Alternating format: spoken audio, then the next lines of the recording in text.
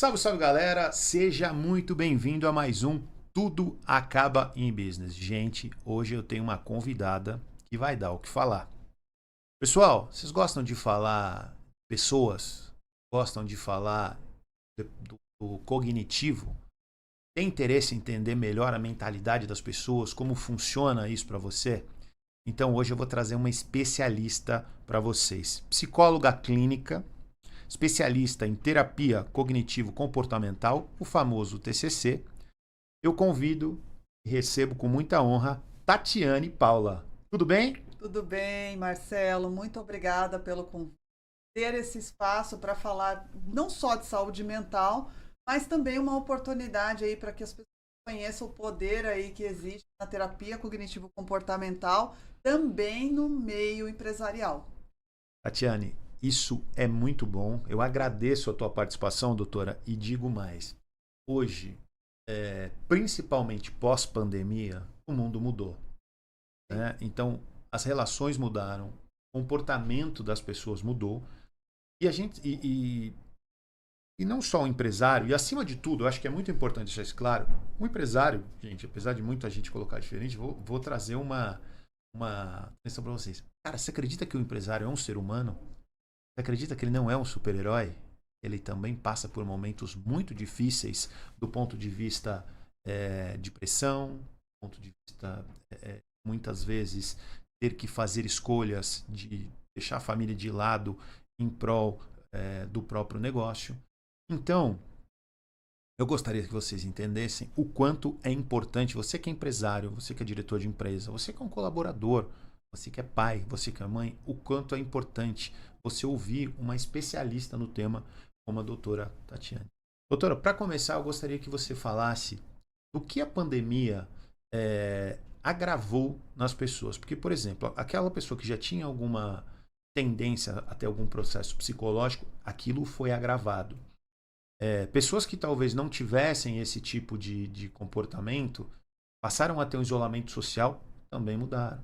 As relações de trabalho, porque as pessoas passaram a trabalhar em casa, mudou, porque você começou a viver mais com a sua família, né? Então, e você teve que aprender a trabalhar, viver com a família, conviver com o filho e tal. Então, assim, gostaria que você fizesse um apanhado desse cenário pós-pandemia, do ponto de vista psicológico. É muito importante abordar esse tema, né, da pandemia, porque mudou muito o cenário, principalmente das pessoas que passaram a fazer o trabalho home office. Então foi muito, na verdade, uma cobrança da própria pessoa em ser mais produtiva, falando ali das pessoas que são os colaboradores. E essa ideia de suprir uma expectativa, né, dentro desse esquema do meio corporativo adoeceu muitas pessoas.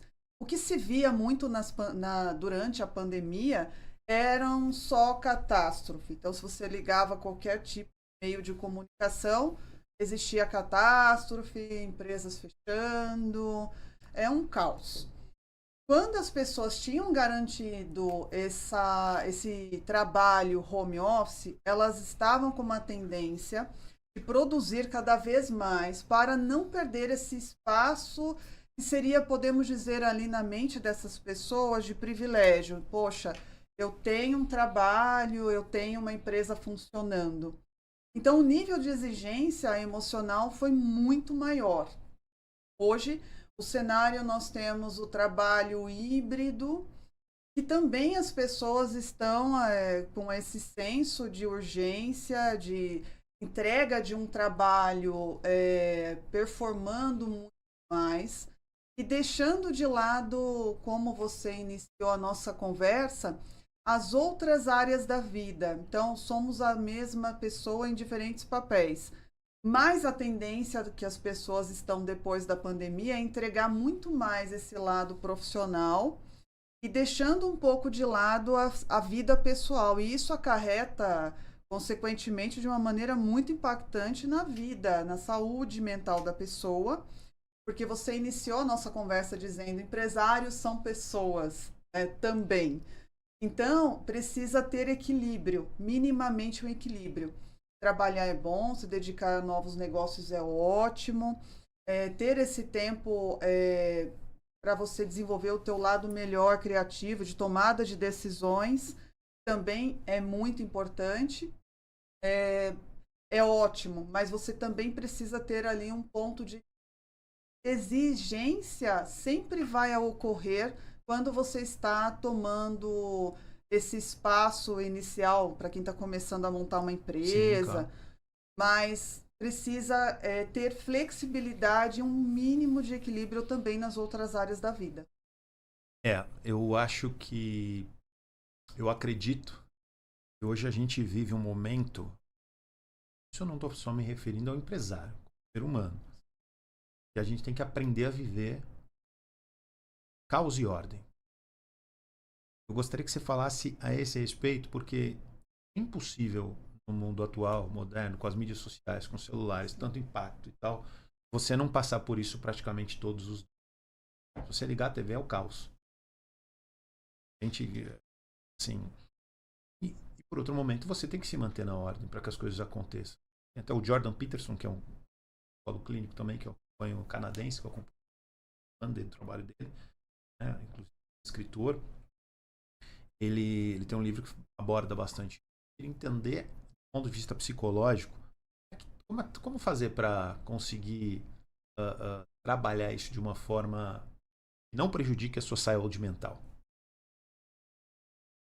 O mundo, ele pode estar ali caótico, usando o exemplo da pandemia e usando também o público que nos assiste, né? São empresários, pessoas do meio corporativo. Aconteceram sim coisas que foram muito catastróficas, e por mais que o meio está catastrófico, você precisa ter clareza aonde você quer chegar. Quais são os seus planos e perspectivas futuras? O que você está fazendo no tempo presente que depende de você?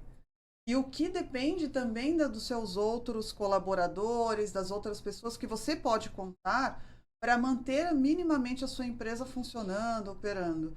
Se você tem clareza disso que você está trilhando no seu caminho profissional, desse gerenciamento dos seus projetos e perspectivas futuras, você gerencia melhor essas emoções. Porque, por exemplo, um dos quadros mais comuns com grandes empresários que eu acompanho é o padrão de ansiedade generalizada. E o que é o característico da ansiedade? É uma tendência de pensamentos distorcidos, catastróficos, negativos, automatizados, que fica na mente dessa pessoa, de algo que não é real, né?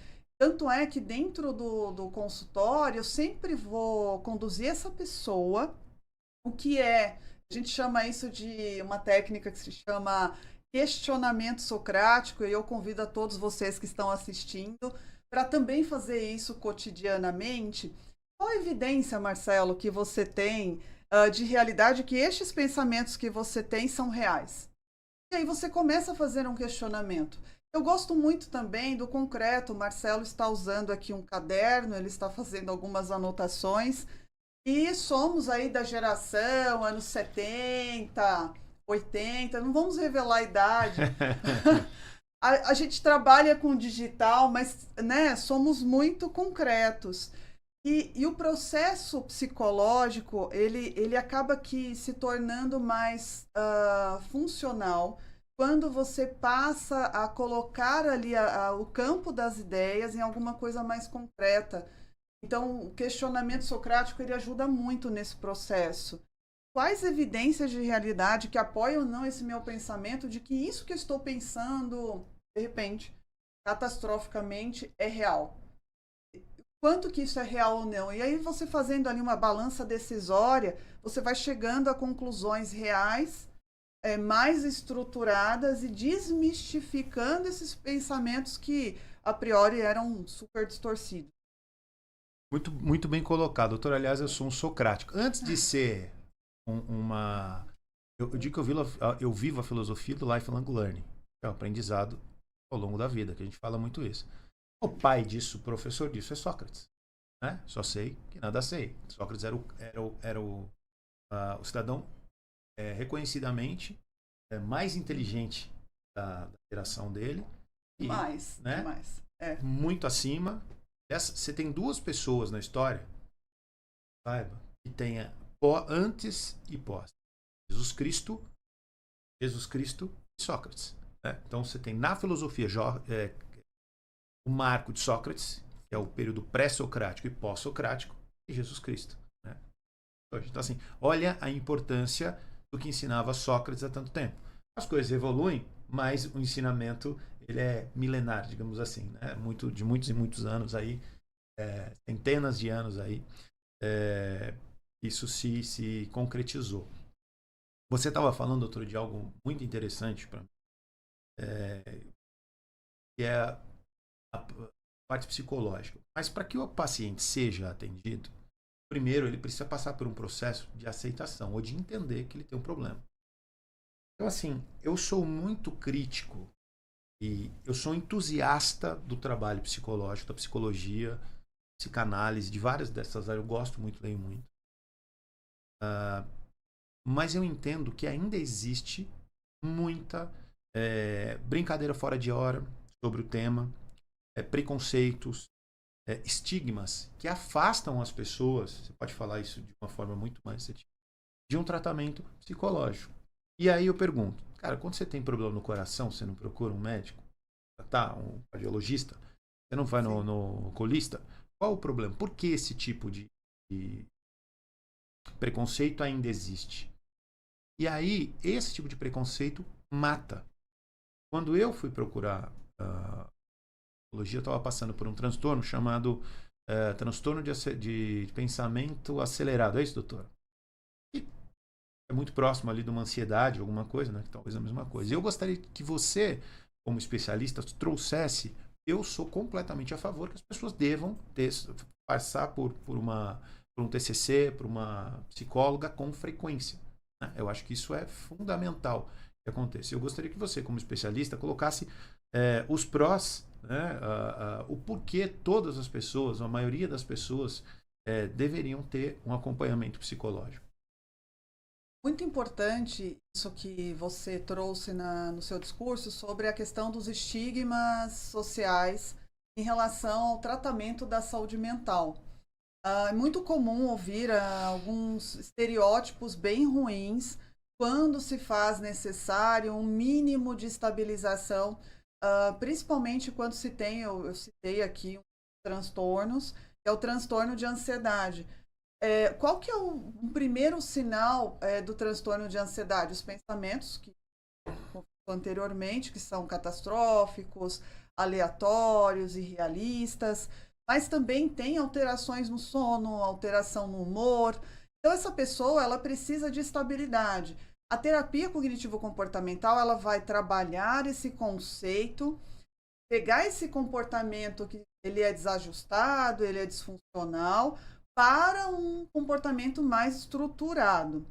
Porém, até chegarmos a este ponto, às vezes a gente precisa também do apoio psiquiátrico. Quando eu recebo pacientes, principalmente do meio empresarial, e eu recomendo, olha, você não está conseguindo minimamente cumprir as suas AVDs, as atividades de vida diária. Você tem um nível de comprometimento na sua tomada de decisões, né? Você não está conseguindo minimamente estruturar e organizar as coisas que você considera importantes para conduzir ali um mínimo de qualidade de vida e também a empresa, né? Falando desse grupo que está nos assistindo. Claro. Será que você gostaria de levar meses para você adquirir uma certa estabilidade ou vamos procurar um especialista que vai minimamente estruturar através do tratamento medicamentoso? E eu quero deixar isso claro, que não significa que o encaminhamento para o médico psiquiatra significa você ficar para sempre tomando um remédio psiquiátrico.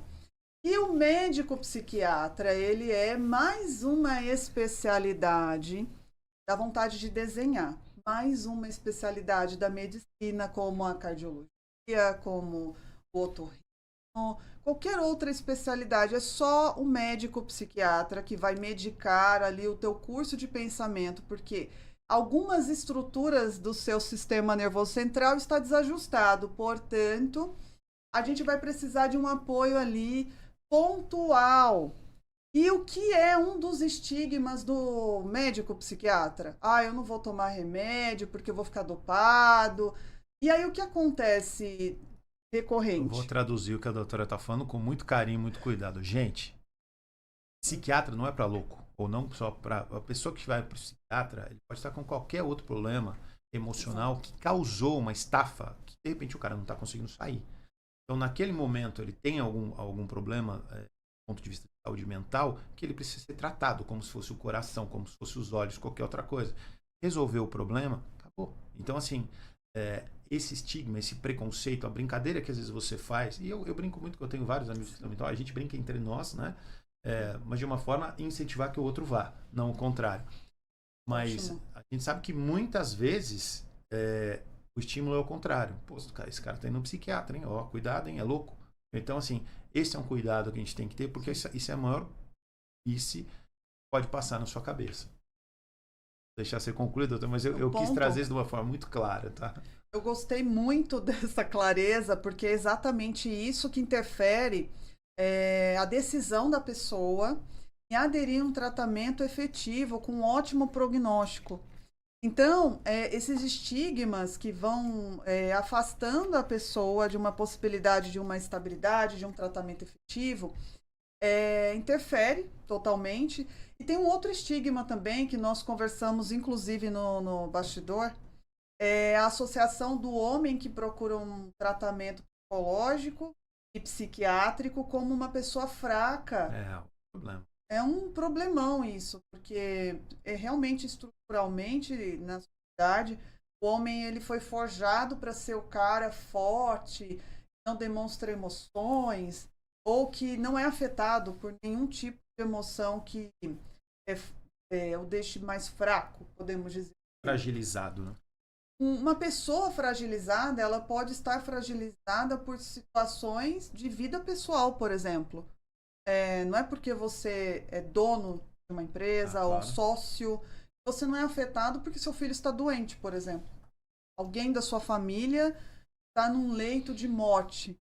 Claro. Ou porque você está passando por um processo de luto ou separação. Sem dúvida. Coisas normais que acontecem na nossa vida que interferem nas nossas emoções. E eu percebo que isso também é mais um estigma que interfere na tomada de decisão, né, de uma pessoa a procurar um tratamento minimamente efetivo. O que acontece no meio empresarial, eu estou adorando estar aqui, gente. Que bom, doutora. Você vai ter muita coisa pra gente falar ainda. O que Que bom. acontece muito no meio empresarial é essa dificuldade da pessoa identificar qual que é o momento que ela precisa buscar o tratamento. Normalmente são as esposas que mandam os seus maridos no meu consultório. Olha, meu marido está precisando, eu já atender ele. Eu acho que podia partir da própria pessoa também, Claro. mas enfim, tem muitos homens me Às vezes não é procurando. fácil identificar também esse problema. Você não É. identifica. Então a rede de apoio é importante, né? Minimamente você ter pessoas de confiança no seu entorno para te conduzir, para te ajudar e para te orientar. E uma vez que você entendeu a importância de. Isso é muito importante. Uma vez que você Olha o entendeu. corte aí, gente. Olha o corte aí, gente. Uma vez que você compreendeu que você precisa de apoio, de um direcionamento profissional, cuidado com o imediatismo. Quer falar um pouquinho sobre isso? Vamos falar, claro. Porque a tendência, principalmente no meio empresarial, é buscar alguma coisa, uma imersão que acontece um final de semana, uma semana, 2 dias, e as estruturas psicológicas que interferem nesse estado que você identifica que você precisa de apoio profissional, não vai ser uma imersão que vai te conduzir, que vai te orientar e que vai realmente, efetivamente estruturar você. Então, um dos pontos que também interfere da pessoa procurar apoio psicológico é outro estigma que a psicologia não existe, e dentro da psicologia não existe uma alta. E a terapia cognitivo-comportamental trata-se de uma técnica totalmente estruturada e com profundidade, com começo, meio e fim. Então, nesse sentido, você vai estruturar minimamente tudo aquilo que for dentro da sua necessidade e muitas vezes em curto espaço de tempo. Eu já tive um empresário, por exemplo, argentino. Ele ficou comigo apenas 2 meses, ele não queria receber alta e eu falei, tchau, você já tá bem. Então, assim, eu Você quero... tá querendo colo ali, doutora. Então, na verdade, minimamente estruturando a sua necessidade, você não precisa buscar nenhum tipo de imediatismo. Porque, na verdade, o imediatismo não vai te levar a nenhum tratamento efetivo. E aí vai só maquiar uma coisa que ficou ali. Você já ouviu falar aquele termo jogar debaixo do tapete? Ah, sim. A sujeirinha? Né? Então, quando você cuida e gerencia de uma empresa, você olha todos os detalhes. E por que você não faz isso com a sua saúde mental? Por que você precisa ser imediatista na sua saúde física e mental? Por que você se coloca em segundo plano? Eu lendo um livro do Jordan Peterson, já falei que eu sou fã, gosto muito da literatura dele, fala a respeito de jogar embaixo do tapete. Ele fala do monstrinho, né? E tem um monstrinho que ele olha lá no quarto dele e fala, pai, tem um monstro no meu quarto. Nada. Vai crescendo, vai crescendo, vai crescendo. E o homem é adaptativo. Então, em resumo, o monstro toma toda a casa. Eles têm que mudar da residência. Problemas, separação e tal. Porque ele não cuidou de algo que de repente fosse desse tamanho no começo, mas que ia gerar uma certa chateação, né? Então,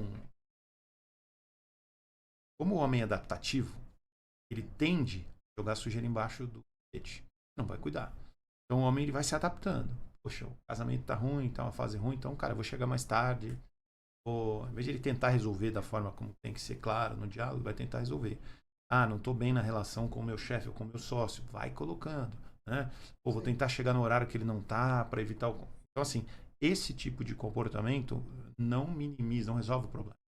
Então vai gerando, e todo mundo faz isso. Em geral, a gente escolhe, né, quais lutas a gente vai querer disputar. Mas, em geral, quando você começa a colocar sujeira embaixo do tapete, o que costuma acontecer? O monstro que sai dali de dentro, depois é muito difícil de você reconstruir. E por isso, muitas vezes, você começa negócios em uma relação de amizade, né, e aquilo acaba com a amizade. Porque aquela relação de proximidade, de confiança e de você sentar... O que é um amigo para mim? É um cara que você vai... Quando você tem alguma coisa, você consegue conversar com ele de forma franca. Né? E aí, a partir do momento que ele vira seu sócio, chega em determinado momento, você já perde essa questão mais franca, essa liberdade de falar. E aí, o que acontece, doutora? Ótimo. Você trouxe uma pauta importante, porque uma das coisas que vocês podem aprender dentro do processo da terapia cognitivo-comportamental, né, desse acompanhamento minimamente estruturado, é você desenvolver habilidades sociais e estratégias de um discurso mais assertivo nas suas discussões, tanto dessa importância de ter um melhor manejo com os seus sócios, com os seus colaboradores e também de tomada de decisões. Então, ter conversas assertivas, separando o que é uma relação de vida pessoal com aquilo que é a empresarial, é essencial, é importante. E desenvolver essa inteligência emocional boa o suficiente para dar conta de todas essas relações, inclusive essa com você mesmo. Primeiro começa por você. Primeiro começa por você. Se você não tem clareza de quem é você, aonde você quer chegar, emocionalmente falando, você não tem clareza também o que você vai conduzir na sua empresa. Eu falo disso porque é isso que eu vejo no consultório. Sem dúvida. Então, assim, o momento de autorreflexão, nós tem muito papo hoje, doutor. Eu tô vendo aqui, eu vou voltar a Marco Aurélio, que eu preciso falar, eu tô com isso na garganta para falar do imediatismo. E você me permita já entrar com isso? Assim, gente, assim, eu não quero discutir qualquer tipo de profissional, porque há profissionais, há profissionais. Tome muito cuidado com o coaching. Muitas vezes você busca um apoio psiquiátrico. num coaching.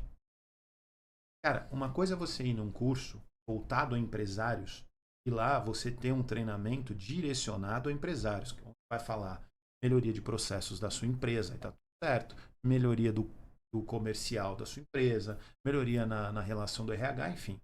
Agora, quando vai entrar na parte da psicologia, tome muito cuidado, gente, tome muito cuidado. Psicologia, psicólogo. Né? Então, se a gente for trabalhar com o profissional correto, é isso. Não vai atrás de um psicólogo que é coaching. A não ser que ele tenha essa formação, ok. Né? Tudo bem. Mas se não for o caso, tome muito cuidado. Então, eu gostaria que, eu sei que é um tema difícil que eu estou puxando, né? Que a gente sabe que tem aí uma certa... Existem correntes que brigam aí, que, enfim. Eu gostaria que você tocasse nesse tema, por favor, doutora. Pauta também extremamente importante. E eu tenho muito cuidado para falar sobre isso, porque o que está acontecendo, essas imersões imediatistas, e no momento que essas pessoas que estão, vou colocar aí com essa nomenclatura de coach, conduzem algumas coisas que emergem questões emocionais. E como eles não têm um preparo bom o suficiente, estruturado o suficiente para imergir algumas emoções nestas imersões que acontecem, e normalmente é um grupo grande de pessoas, e o foco deveria ser alguma coisa ali, pontual, empresarial, quando emerge algumas coisas emocionais, fica um pouco solto, e a pessoa sai dali, a princípio, energizada, motivada, eu vou colocar muitas aspas, porque isso não se sustenta a longo prazo. Isso é uma coisa imediatista, como se fosse um apaixonamento. Quando a gente se apaixona por alguém, a gente tem uma empolgação inicial. Mas depois, se você não tem uma racionalidade mínima, você entra numa relação que não é para você.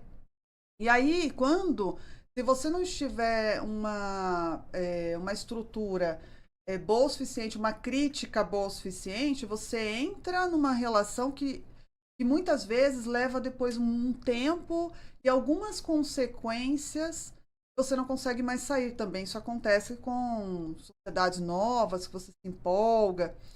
E quando se tem essas imersões imediatistas e mexe com estruturas emocionais, muitas vezes aparecem algumas questões que são de ordens psiquiátricas, que deveriam ser melhores direcionadas, e a pessoa volta para os seus lares, para suas empresas, com aquilo não resolvido.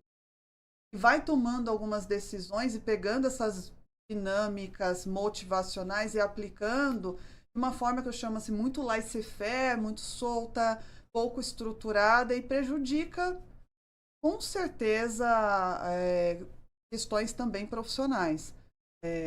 Eu recebo muita história dentro do consultório de consequências dessas questões aí de imersões, em que a pessoa, inclusive, teve a sua relação conjugal super prejudicada.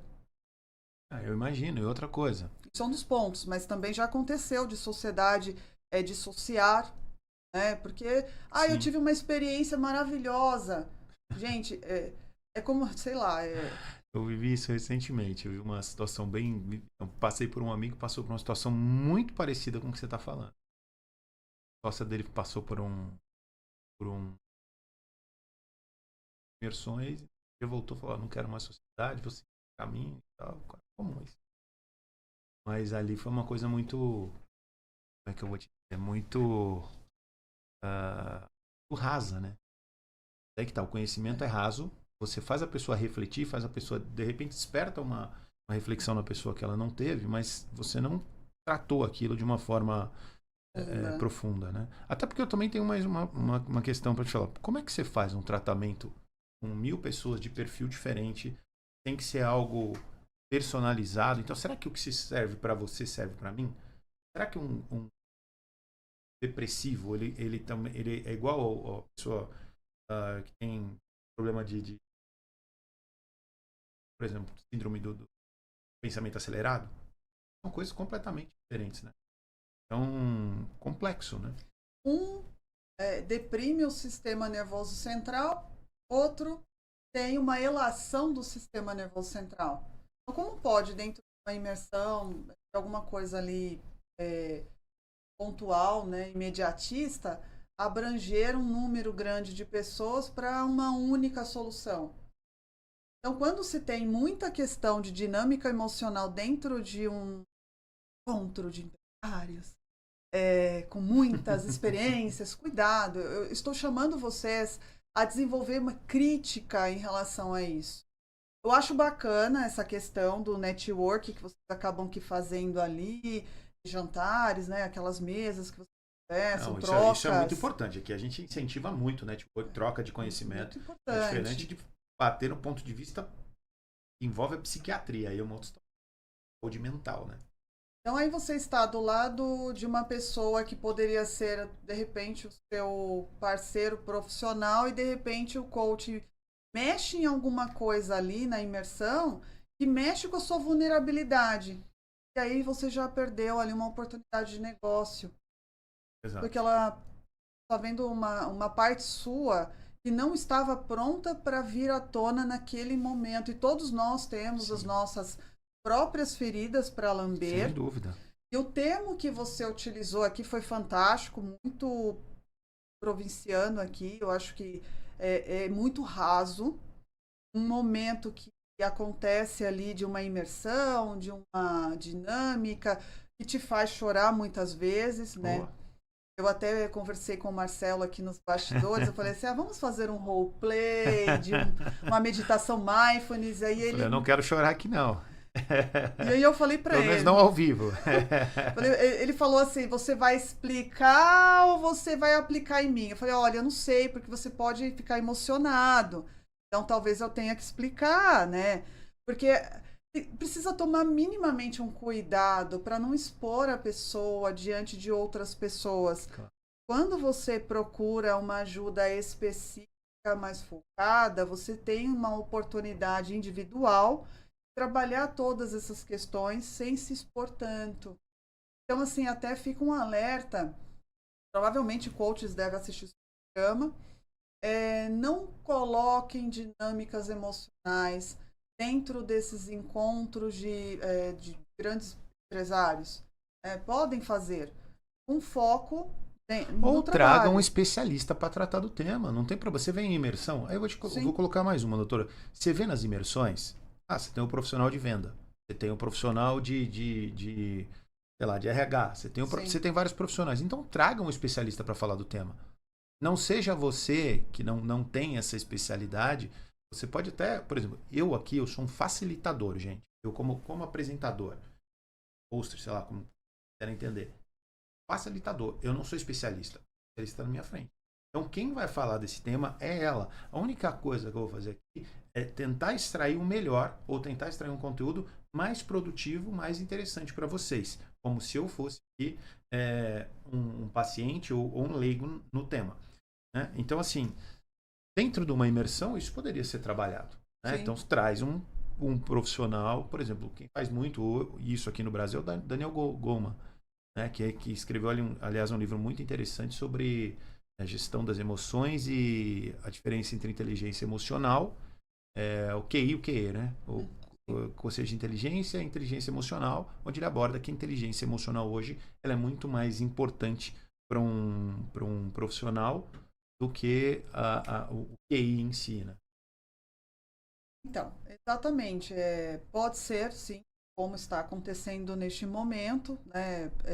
A pessoa que está montando ali esse espaço de união de pessoas interessadas em fazer negócios, que minimamente se tem uma pessoa ali com uma formação específica em saúde mental, para conduzir melhor as coisas, e muito provavelmente um profissional sério de saúde mental jamais iria expor grande número de pessoas a emoções tão íntimas. Sim, claro.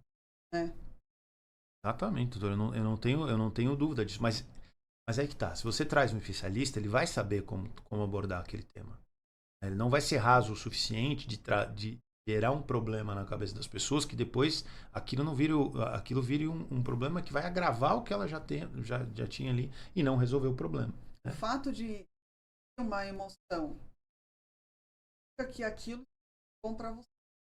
Sem dúvida. Depois que você começa a ter crítica do quanto você se expôs dentro desses trabalhos de mentoria em grupo, aí você vai se dando conta depois que aquilo não era necessário e aquilo te expôs a um lugar que você não deveria, enfim. Muito bem colocado, doutora. Doutora, e falando de gestão das emoções, que é outro tema que eu vejo, foi muito abordado aqui no Brasil pelo Augusto Cury, né? Sempre falou, escreveu vários livros a esse respeito. Você tem algumas dicas para a gente melhorar o processo? E se você concorda também com a teoria dele, que hoje é muito mais importante um profissional que gere melhor as emoções do que um cara técnico, de um QI mais alto, por exemplo.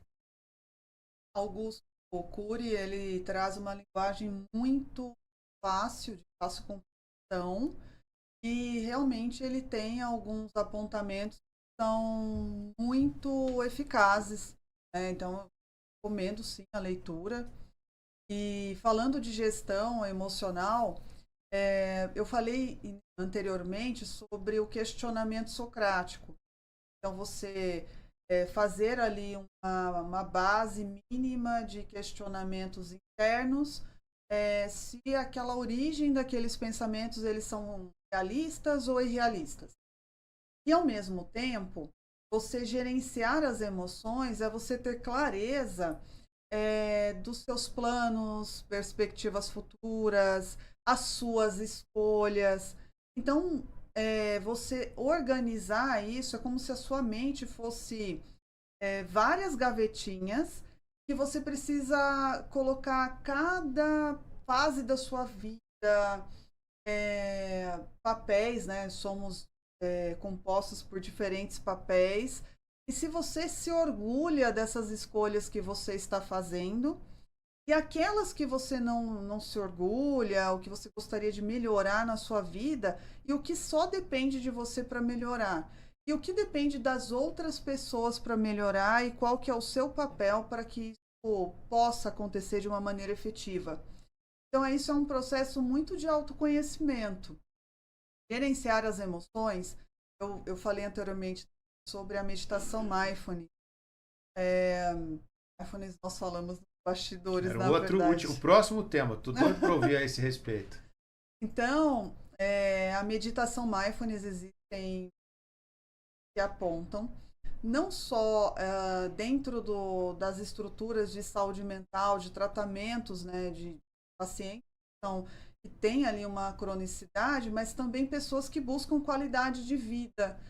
E no meio empresarial é fundamental também tirar um tempo do seu dia, podendo ser minutos, meia hora, um minuto.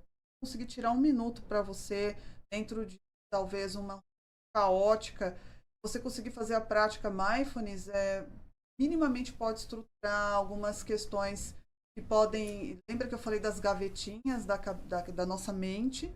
Você organizar as coisas na gavetinha. Isso eu não consigo resolver agora. Então, qual que é o meu senso de urgência para resolver neste momento?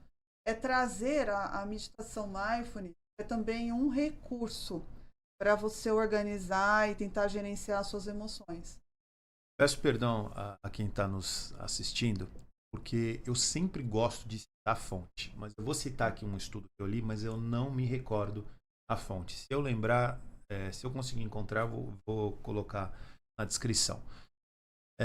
Eu vi um estudo recente, diz que a meditação mindfulness, e você que é mindfulness, e você que é empresário, eu sei que muitas das atividades do empresário, elas são ligadas ao cognitivo. Ou seja, ele vai para a academia porque ele quer melhorar o cognitivo. Não é nem porque ele está pensando na saúde, é porque ele está pensando como é que eu vou ser criativo, como é que eu vou ser mais rápido, como é que eu vou aguentar mais tempo. E aí, nesse estudo, diz que existe uma comprovação científica que a meditação é capaz de melhorar a sua performance cognitiva. Aí tem toda uma explicação, eu não sou especialista, não sou capaz de trazer aqui da forma mais clara, Mas você acredita nisso, doutora? Sim, antes de tudo, o processo ele precisa você cuidar da saúde mental, também corrobora para a saúde física, né? Então, estão super interligados. E você falou um ponto importante, o empresário ele olha mais o que eu faço para melhorar a minha performance no trabalho, nas minhas tomadas de decisões. Eu acho que você tem que olhar também para a questão do de um todo, né, de todo um contexto.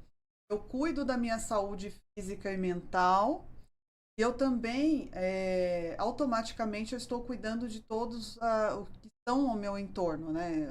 A empresa que eu gerencio, a família pelo qual eu faço parte. E você falou do exercício. Normalmente, a pessoa, ela, de novo falando do imediatismo, eu quero ter uma boa apresentação no consultório, ter uma boa apresentação, né?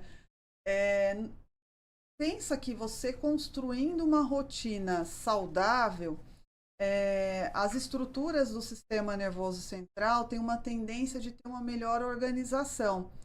Isso eu estou falando da questão mental. Mas a condição física, você constrói músculos para te levar para uma outra fase da vida. Isso eu acho tão bonito. E se você gostaria de ter uma vida de qualidade, é, saudável, pensa que os músculos que você está construindo ali diariamente, não de uma maneira imediatista, porque tem pessoas que vão recorrendo a remédios Milagrosos. milagrosos, né? Eu não vou falar dos remédios, né? Acho bacana, mas tem muitos remédios que aceleram essa apresentação mais bonita, podemos dizer Sim. assim, imediatista. Isso é uma tendência de ser humano mesmo, buscar alguma coisa ali que traz um resultado. Por que vocês, empresários, não canalizam todo esse senso de urgência no negócio? E dentro da saúde física e mental, deixa acontecer naturalmente, vai levando de uma maneira mais tranquila. Tem um samba, né, que fala disso. Exatamente. Eu falei de samba, gente, porque as pessoas elas têm uma tendência também de não relaxar. O que você gosta de fazer? Também faz parte da saúde mental. Revelação Xande de Pilares. Estava tentando lembrar o nome. Revelação Xande de Pilares. Veio isso na minha mente agora, porque esse final de semana eu saí com uma amiga e aí tinha um samba lá Ó, que tocando. legal. Lembrei. Gostoso. Precisa também, né? Aliás, muito bem colocado isso, doutor, esse Sim, ponto. O empresário, muitos deles, e eu faço parte disso, confesso. Diz o seguinte, a vida é feita de sprints. Então tem momentos na vida que você precisa estar focado. Eu vou te falar uma coisa que eu estou passando atualmente, então eu nem vou terceirizar, mas eu sei que muitos dos meus amigos passam. Cara, nesse sprint de hoje, o meu foco são meus negócios. Eu abri alguns negócios novos e eu estou muito focado nisso. Então eu cheguei à conclusão que nesses últimos próximos 6 meses, ou dentro de um período de 6 meses, que eu já estou nisso, o meu foco número 1 serão os meus negócios. Então, assim, eu tenho realmente sido muito pouco, usufruído muito pouco de momentos de lazer. E quando eu estou nesse momento de lazer, isso é o que é o pior, eu fico com a cabeça, poxa, eu deveria estar trabalhando, eu deveria estar produzindo, eu deveria estar fazendo tal coisa, e estou aqui. E às vezes eu não aproveito ao máximo aquele momento. Então eu gostaria que você falasse a respeito disso, sobre esse comportamento. Não é bom o cara que só pensa também. Aliás, isso é terrível. Aliás, para mim isso é ainda pior. Só no comportamento de viver uma vida hedonista, né? Exatamente voltada para a diversão, para os prazeres da vida. Mas também quando você faz o que eu estou passando nesse momento, praticamente corto quase todas as relações que não estejam voltadas ao meu foco, você deixa de surfar uma onda família, de amigos, de lazer, e isso acaba também gerando uma crise de ansiedade, algumas coisas assim. eu faço, né? Eu preciso, né? Falando sobre isso, veio um paciente Sonho. Ele falou do prejuízo nas relações do empresário, um prejuízo nas relações porque ele ficou ali focado nessa empresa, na nova sociedade e foi deixando passar esses momentos que seria para estar com a família, com os amigos. Eu diria é assim, pensa no equilíbrio. E a gente falou anteriormente da questão de você desenvolver habilidade social boa o suficiente para você ter um diálogo mais assertivo. Então, você pode desenvolver ali, sim, esse tempo focado no trabalho, e isso realmente, em alguns momentos de vocês, é importante. Mas vocês precisam ter uma conversa assertiva, combinados com a família, com os que isso vai acontecer e quanto tempo isso vai acontecer. Vocês precisam se dar esse tempo, porque se você não fizer isso, você vai se perdendo nesse controle emocional. E aí você vai se perdendo, vai tendo prejuízo nas relações. Me veio agora aquele filme que é antigo, o Clique. Muito legal esse filme, muito legal, sensacional. O que ele valorizou ali? Gente, esse filme é... Os resultados, tô né? arrepiando aqui. Ele desvaloriza 100% o processo e ele só quer saber do resultado. Ele teve resultado. Você viu o final. A vida dele passou... Ele acelerava todos os momentos difíceis, né? Exato. Ele acelerava o momento com a esposa, ele acelerava o momento ali do cachorro, da interação com os filhos, e realmente ele teve resultado. Mas é assim que você quer chegar no final da sua jornada? Colocado. Nós precisamos, assim, depois da pandemia, por isso que eu falei assim, tudo que eu faço na minha vida precisa ter significado. Eu tive perdas, como muitos teve perdas também na pandemia, e eu me propus a me tornar um ser humano melhor. Fazer a vida valer a pena. Não significa você ter só na diversão, mas você estruturar quando é um momento de levar alguma coisa ali importante, um grande projeto, quando é um momento para você também desfrutar desses momentos que também são tão importantes quanto. Porque de nada adianta você filme Clique alcançar o que você deseja e naquele final, naquele momento do resultado alcançado, você está sozinho. Então, nem 8 nem 80. Nós falamos disso no nosso bate-papo anterior.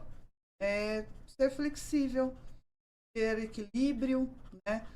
E, ao mesmo tempo, você desenvolver uma habilidade mínima de diálogo, de combinados. Primeiro com você mesmo, né? Você mesma. E depois com as pessoas que te cercam. Isso que é importante. Quem é a sua família? Quem são seus... quem é esse parceiro, essa parceira que te acompanha? Precisa compreender quando existem momentos de dedicação. É isso. Muito bem colocado. Eu quero voltar num ponto. Agora eu quero uma dica prática. Você falou da meditação. Você disse que às vezes não precisa passar horas fazendo uma meditação, né? Às vezes alguns momentos do seu dia. Eu, por exemplo, eu tenho uma técnica que assim, quando eu estou nervoso, eu vejo que eu posso... Onde eu estiver, eu tento sair um pouquinho e vou fazer meu exercício de respiração, né? Para tentar voltar a pensar com a cabeça e não com o coração ou com qualquer outra parte do corpo, com o estômago, né? Eu gostaria que você explicasse um pouquinho o que é efetivo, como fazer isso, tanto como incluir na sua rotina, que pode ser uma rotina maior, de 15, 20 minutos, sei lá, ou algo pontual em momentos que você está passando por dificuldades ou está vendo que o estresse está te consumindo.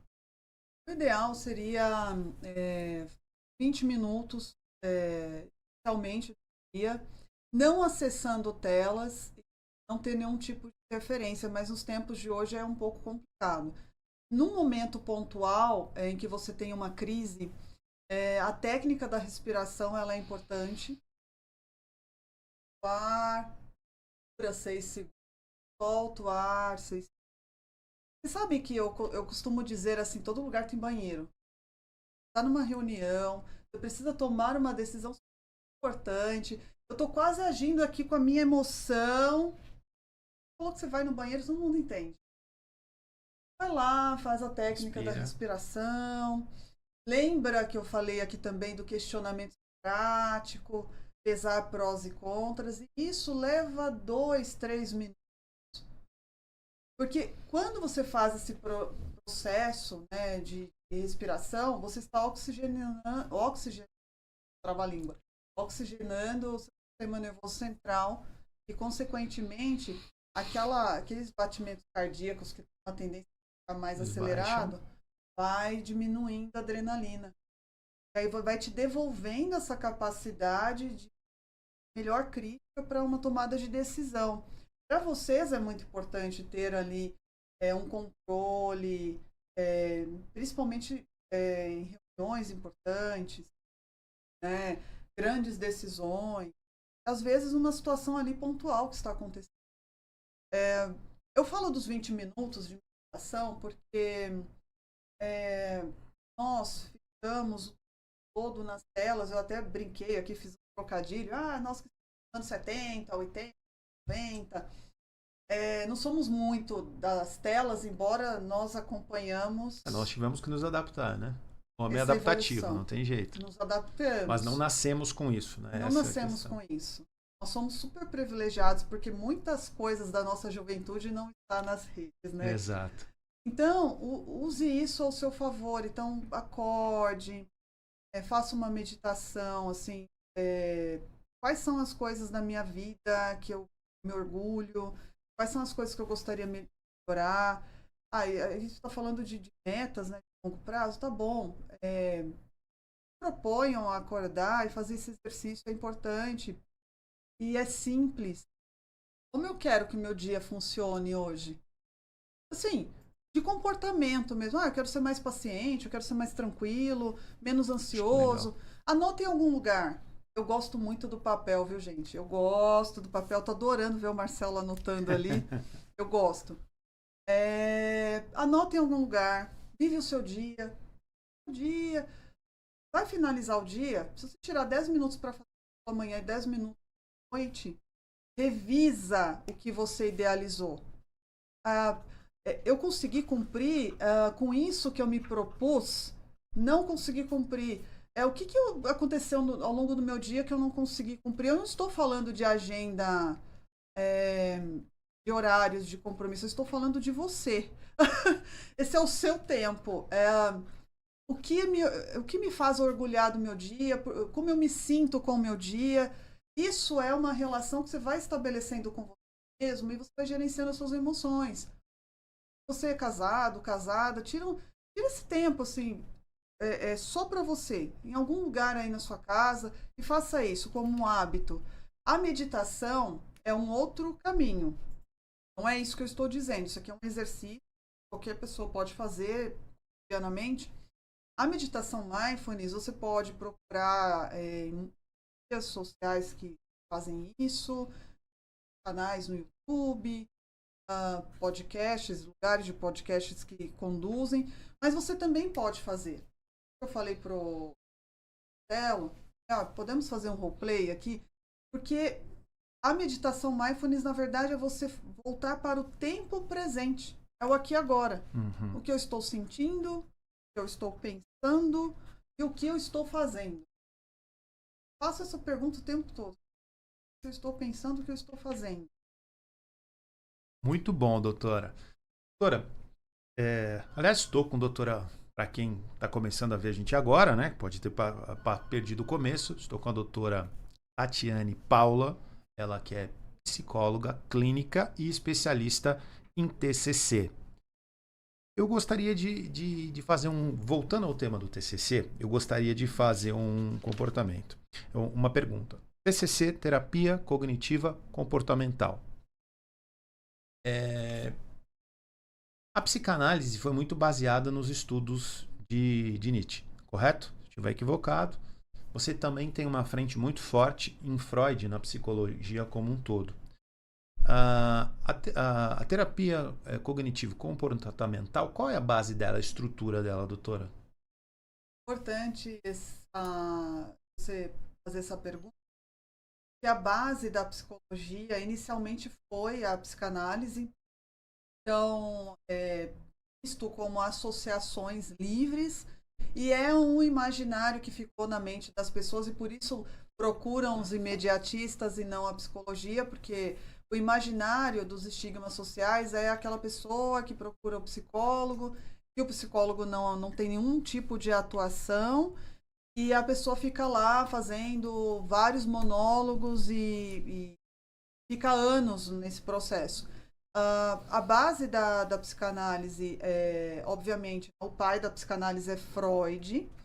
Ele foi o precursor e ele também é uma base da terapia cognitivo-comportamental, pasme. Porém, a estrutura da terapia cognitivo-comportamental é observar que o ambiente e as experiências que você tem com o meio também te afetam.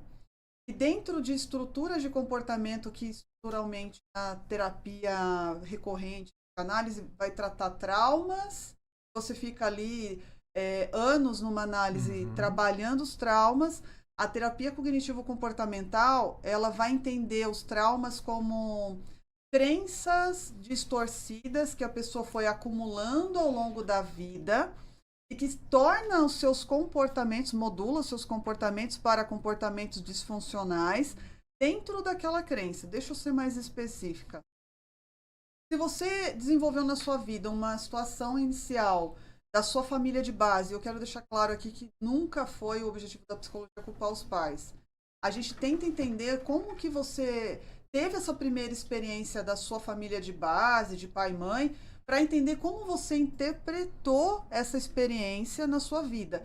Então, se você tem uma crença distorcida, que nós chamamos de crenças nucleares, né, na terapia cognitiva, é de abandono. Eu acho que eu fui abandonado, as minhas necessidades iniciais não foram atendidas, e aí você tem uma tendência de crescer um adulto que aceita uma relação abusiva, sociedades abusivas. E aí você vai fazer um processo de terapia cognitivo-comportamental, você vai compreender que isso foi o que te aconteceu, essa foi a interpretação que você deu para aquilo, e pode confirmar, assim, realmente foi abandonado, mas o que a gente faz com isso agora? Então, a terapia cognitiva, ela vai trazer movimento e estrutura. Todas as sessões, ela tem agenda, você vai trabalhando as coisas que ficaram. E você leva a lição de casa, né? Você leva a lição de casa, então significa que você precisa minimamente fazer isso funcionar como com outros comportamentos se observar mais também, né, estruturados. Vai mudando, você vai se observando, você vai mudando. E à medida que você vai passando a questionar essa crença, estruturando uma vida rotineira de uma maneira mais funcional, invalidando essa crença ali inicial de abandono, você vai devolvendo funcionalidade. Então, a terapia cognitivo comportamental, ela tem uma estrutura e que coloca o paciente, né, o cliente, como uma pessoa que se torna o próprio terapeuta. Aí o que acontece com a psicanálise, que é esse imaginário? Fica muito tempo ali trabalhando os traumas. O que você sentiu, como você ressignifica isso, e por isso que leva-se muitos anos, 10 anos, 15 anos de análise. E para algumas situações, né, de longo prazo, tem funcionalidade, mas não traz ali um senso de organização. Se organiza a longo prazo, por isso que se chama análise. A terapia cognitivo-comportamental, ela vai te trazer funcionalidade, resolução de problemas. Esse é o foco da terapia cognitivo. Me fez lembrar agora o caso do Cazuza. Eu vou pagar a conta do analista para nunca mais ter que saber quem eu sou. Eu adoro quando traz música, cinema. E é muito legal do Cazuza, porque naquela época a veia era a psicanálise, né? que era usada. O TCC, a terapia cognitivo comportamental, não sei se ela é mais nova, mas no Brasil ela é usada há menos tempo, né, doutor? Ou pelo menos ela é ofertada de uma forma mais recente, né? Eu era uma estudante de psicologia e eu sempre fui assim muito espontânea, assim, nas minhas experiências clínicas, é muito ainda romantizado essa ideia da psicanálise, né? É como se fosse o ponto alto da psicologia. Romantiza muito a psicanálise. E eu não me identificava com aquilo, porque a psicanálise você não pode demonstrar muita emoção com o seu paciente, você é uma pessoa muito neutra. Eu queria ser psicóloga clínica e até conhecer a terapia cognitivo foi uma epifania na minha mente. Assim, falei, nossa, mas o meu paciente vai chorar e eu tenho que fazer o quê? Aí meu professor de psicanálise falava, precisa ser blasé. Eu falei, não! Se o paciente chorar, eu vou chorar com ele. Se ele rir, eu vou rir com ele. Deve ter alguma coisa que me aproxima e me traz conexão com as pessoas. E a terapia cognitivo-comportamental, a postura do psicólogo é muito atuante. A gente trabalha com muito feedback, com muita resolução de problema, a gente retoma ali a agenda da semana, o que você conseguiu resolver, o que não conseguiu resolver, como que a gente pode fazer para melhorar, até que e vocês vão gostar de saber disso, hein? Olha o corte aí, doutora. Vamos lá, mais um corte, doutora. Vocês, empresários queridos, vocês gostam de resultado? E a terapia cognitivo-comportamental, ela vai te conduzir para um resultado daquilo que você traz como um problema. Olha só. Isso é excelente, hein? É sobre isso. A gente fala. Bom, doutora, a gente está caminhando aqui para o final da entrevista. Você vai voltar aqui dezenas de vezes, doutor. Papo muito bom, muito legal. E eu vou te fazer mais duas perguntas para resumir. Primeiro, o que você acha da PNL? Tanta gente fala a respeito da programação neurolinguística, de transformações. E você falando a respeito, você me lembrou de um profissional que tentou me vender a PNL e ele fez uma comparação com o TCC, né? A terapia cognitiva comportamental. Queria primeiro que você falasse a esse respeito. O problema pode ser polêmico ou não. Está na sua mão a resposta. É um pouco polêmico, com certeza, porque nós falamos de conceitos rasos. A TCC, a terapia cognitiva comportamental, vocês podem estudar a respeito, ela traz uma profundidade. Como eu falei anteriormente, a terapia cognitivo comportamental ela também veio da base da psicanálise, mas olha quantos anos que ocorreram estudos, ensaios clínicos para chegarmos nessa técnica que é a TCC. PNL é um embrionário ainda, assim, é um outro estudo. Assim, eu acho complicado a gente falar disso aqui. É um pouco polêmico falar de PNL. Eu diria que você pode fazer a terapia cognitivo, você pode, dependendo do caso, recorrer sim ao médico psiquiatra para uma estabilidade. Eu diria que a PNL ela seria mais um recurso. Eu acho que vamos para esse caminho. Não substitui. Não substitui, ela é mais um recurso, é conhecimento. Da mesma forma que buscamos conhecimento de assuntos, né, diversos, para acrescentar conhecimento, mas não com uma única fonte. Nós falamos nos bastidores, o tempo está acabando, né? Sobre religião. Sim. A religião, porque nós falamos lá nos bastidores sobre os estigmas. Sim, sem dúvida. Que uma pessoa, muito importante, muito bem colocado isso. Uma pessoa com depressão, por exemplo, e quem faz parte de uma religião, existe outro estigma, falta espiritualidade para essa pessoa e por isso ela está depressiva. E o ambiente religioso é mais um recurso, inclusive a psicologia super valida como uma parte de um tripé de um tratamento efetivo que se faça a prática da espiritualidade. Mas a espiritualidade é mais um recurso. Então, respondendo a pergunta sobre PNL, ele é mais um recurso. Você pode ter ali de conhecimento. Assim como a religião, doutora, ela é um recurso. Vou trazer a pergunta que o pessoal não ouviu nos bastidores. É o seguinte, muitas vezes a gente ouve uma conversa que para mim é um pouco chata. O cara tá deprimido e fala um pouco, tá faltando Deus na vida da pessoa. Cara, eu tô falando aqui do ponto de vista que eu sou um cara de fé, eu sou um cara cristão, eu vou à igreja. Cara, a maioria das vezes, o cara está doente. Então, quando esse cara passa por uma doença, ele precisa, pode ser que ele falte Deus na vida dele, sim, mas o primeiro caminho que ele tem que pegar é o da medicina, é o do cuidado mental, saúde mental. Posso E aí complementar? você cria aí um estigma, mais um estigma, que esse cara vai passar, falta Deus na vida dele. Cara, gente, cuidado. Eu vou complementar o que o Marcelo falou. Primeiro, não é a medicina. Olha, eu tô sendo polêmica hoje, né? Uhum. É conjunto. É assim, ó. A espiritualidade, a medicina, a psicologia. A psicologia é ciência e profissão. Sim. E o pastor, o padre,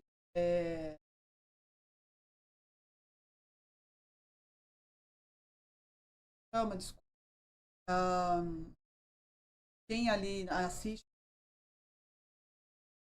do candomblé, da Umbanda, independente, inerente à sua prática de espiritualidade, é também. Então, é um tripé. A espiritualidade, a medicina, que for necessário, a psicologia, Claro. e a questão ali do autocuidado. Muito bem colocado. Doutora, queria primeiro te agradecer a sua presença. E a primeira pergunta é, primeiro, deixa suas mídias sociais, como é que as pessoas te encontram, doutora? O papo foi muito bom, tenho certeza que muita gente que está acompanhando vai se interessar para conhecer um pouco mais sobre o seu trabalho. Podem me encontrar no Instagram, Tatiane. Eu gosto de falar E de escola, porque normalmente a Tatiana, né, que a gente encontra a turma que nasceu nos anos 80. Tatiane. Tatiane Paula, tudo junto, ponto PSI. P de psicólogo, S de sapo, I de igreja. PSI. Tatiane Paula, PSI. Onde que é seu consultório? Você atende aqui perto? Como é que funciona? Hora marcada? Pertíssimo. Site? Aproveita. Meu consultório fica aqui na rua Oscar Freire, próximo ao Nibis Cultural. Ah, que legal. Tem algum site, alguma forma, se quiser fazer um agendamento, o pessoal fica à vontade para fazer isso, quiser falar direto com você? O link está na bio, né, no próprio Instagram, mas também eu estou no site Doctoralia. Ah, que legal. Doutora, muito obrigado. Gostaria que você deixasse agora um recado final para o pessoal que assistiu a gente. Já dizer de antemão que foi uma honra recebê-la. Eu agradeço aí pelo espaço, principalmente falar com um grupo que tem muito estresse, muita preocupação e muita responsabilidade. Então, o que eu gostaria de deixar aqui como um grande recado é que você, empresário que está aqui acompanhando hoje o nosso bate-papo, pensa que, como aquele ditado que falam ali, antes de você passar a máscara de oxigênio para o coleguinha, você precisa respirar. Então, cuide de você e todo o seu entorno vai ficar tudo bem, mas coloque-se como prioridade. Sempre o que eu estou pensando, o que eu estou sentindo e o que eu estou fazendo. Acho que isso fecha um pouco o que nós... Doutora, muito obrigado mais uma vez pela sua participação. Pessoal, terminamos por aqui essa semana. Como vocês sabem, semana que vem tem muito mais da Cabin Business, sempre com entrevistados extremamente inteligentes, que vão ajudar, vão deixar a sua vida com muito mais valor e conhecimento. Então, quero deixar aqui também minhas mídias. Marcelo Santoro 80, arroba Marcelo Santoro 80 é o Instagram. Temos também o arroba Tudo Acaba em Business, que é o nosso programa semanal. E aproveito também para deixar o arroba do Otimize Studios. Aliás, a última pergunta. O que você achou do estúdio, doutora? Maravilhoso, acolhedor, muito importante esse espaço, principalmente para alcançar o maior número de pessoas, para ter o conhecimento ali das coisas que são importantes, que faltam, né, na rotina. A rotina é tão complicada, né? Exatamente. Ter um espaço assim, ele é muito importante, é fundamental, na verdade. Ah, muito legal. Cara, o compartilhar o que você aprende faz com que você não tenha uma obesidade mental também. Você aprende ensinando. Então, gente, sensacional. Tô certo, doutora? Perfeito, porque na verdade uma das que eu acho que é lindo como existência para fazer valer a pena o nosso ciclo da nossa vida é que estamos em constante aprendizagem.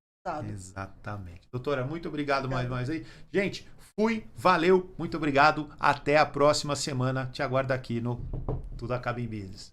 Fui!